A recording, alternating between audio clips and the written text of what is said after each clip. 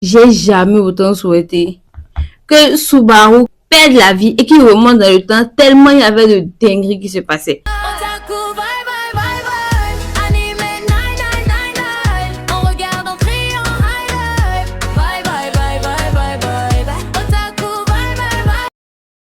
J'ai jamais autant souhaité que Subaru Quick perde la vie et qu'il remonte dans le temps tellement il y avait de dingueries qui se passaient.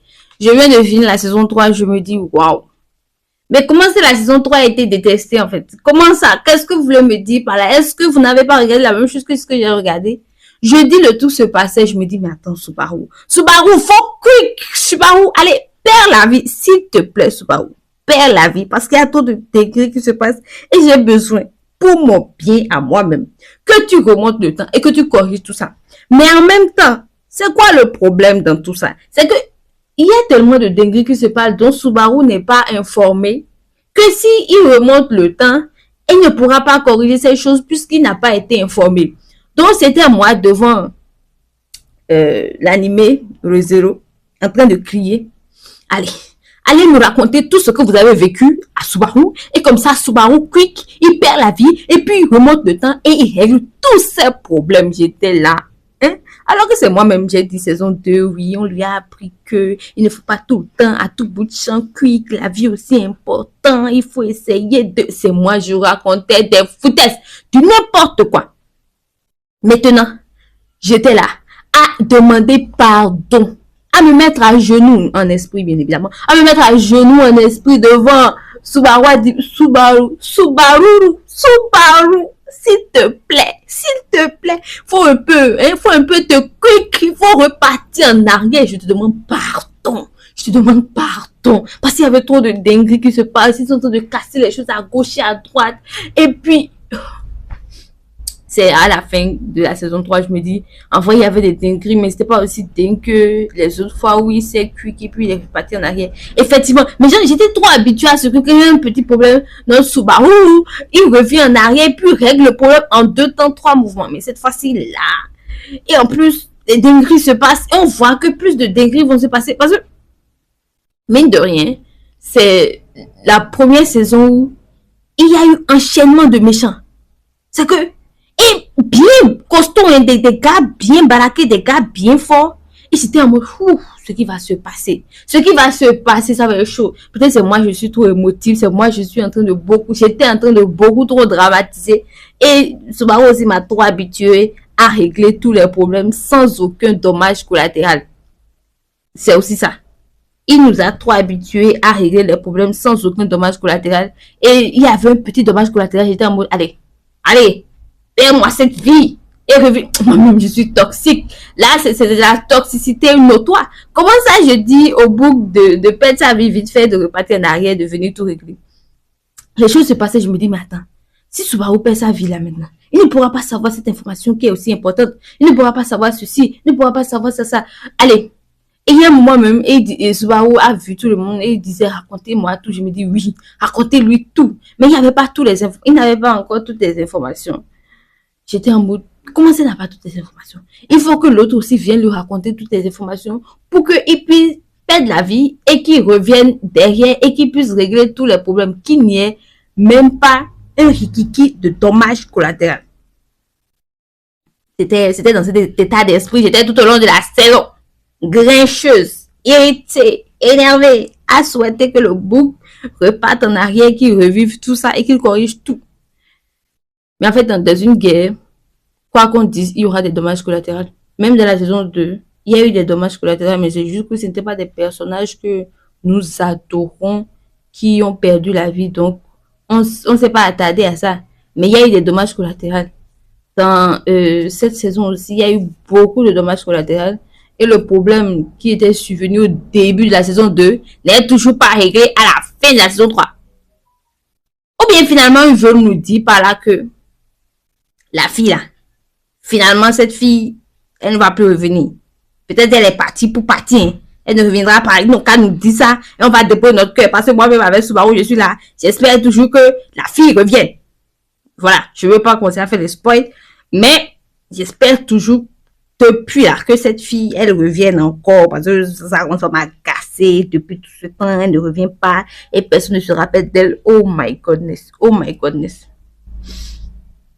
Et la saison 4 vient de commencer. Hein? J'ai tellement envie de m'arracher les cheveux, de me dire, mais que la saison 4 finisse. Parce qu'il n'y a qu'un seul épisode depuis... Oh, je suis là, j'attends avec impatience. C'est pour ça qu'il y a aussi les fois où je n'aime pas commencer les animés qui ne sont pas finis. Soit je commence un animé qui n'a pas de suite et là je sais que je vais chialer. Puisque ça n'a plus de suite.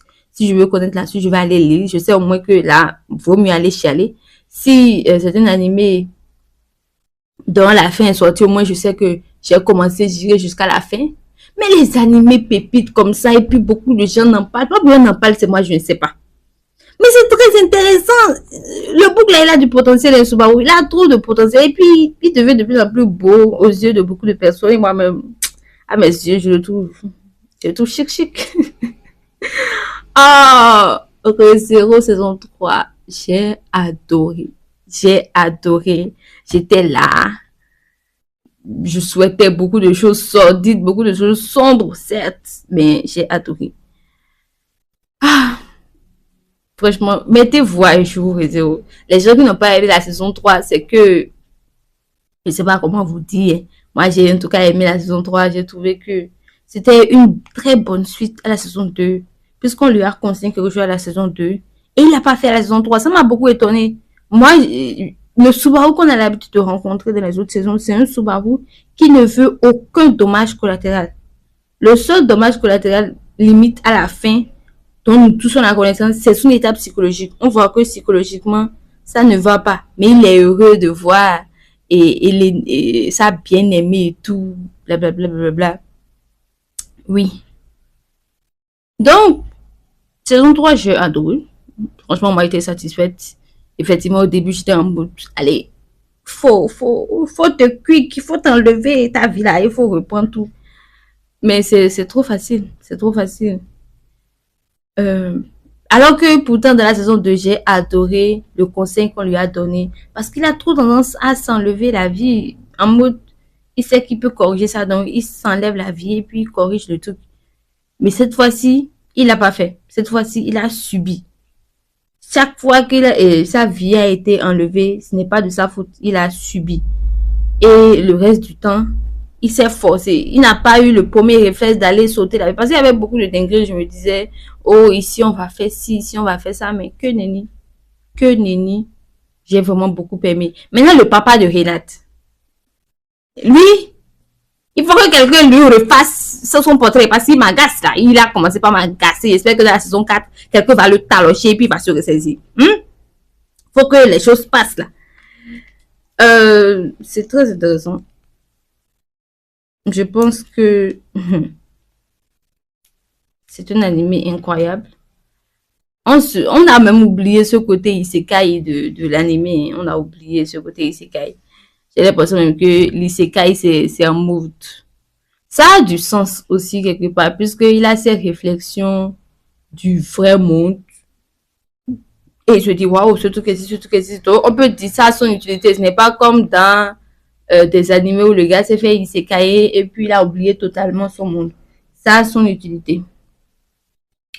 Moi, j'ai même oublié cette histoire d'isekai là. Comme je l'ai dit, je fais généralement mes vidéos sans script. Donc, j'avais totalement oublié. C'est là maintenant que quand je suis en train de raconter, de déblatérer, que je viens de me rappeler que en fait, c'est un isekai en fait. C'est un isekai.